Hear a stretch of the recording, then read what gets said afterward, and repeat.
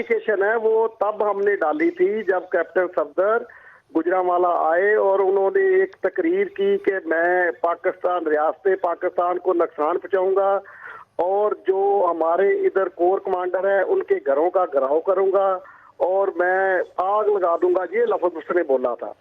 तो तब हमने फिर 3 तारीख को एक एप्लीकेशन दी कि हम ऐसी इजाजत गुंडा नासर को नहीं दे सकते। गुंडा नासर, जो पाकिस्तान, आप उन्हें गुंडा नासर कह रहे हैं? ये एक गुंडा नासर ही लफ्ज बोल सकता है ना जी।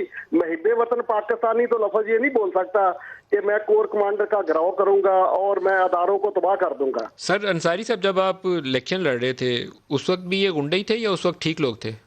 नहीं सर, बात ये है कि मैंने आप चूंकि माशाल्लाह एक बड़े एंकरों से एक एंकर है, मैं आपके वसासत से एक बात कहना चाहता हूँ।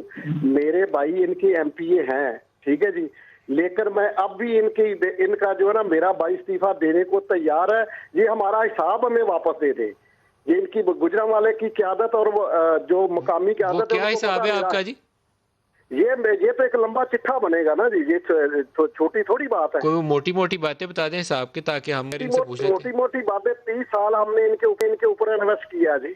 कितने पैसे लगाए आपने इनके ऊपर? ये तो एक चिट्ठा बनाना पड़ेगा ना जी, हमारा कोई मुंशी बैठेगा, ठीक है जी, तो वो सारा हिसाब निकालेगा, तो ये हिसाब दे दे हमें, ठीक है जी। तो इनकी सीट इनके मुंह में मार देंगे हम इंशाल्लाह ताला। और जब यहाँ से नवाज शरीफ साहब वो मुझे क्यों निकाला वाली रैली निकाल रहे थे, तो जीटी रोड के ऊपर एक बच्चा जो था वो कार के हादसे की नजर हो गया था। जी जी, उसका जिम्मेदार कौन था? ये नवाज शरीफ ही था ना जी। ये आपको उस वक्त नहीं पता था या इलेक्शन में भी बिल्कुल पता नहीं पता चला था, उसी वक्त से हमने इनको छोड़ा हुआ है। और आपको पता आपका तो भाई उनकी टिकट के ऊपर एमपी, आप कह रहे हो उस वक्त से छोड़ा हुआ?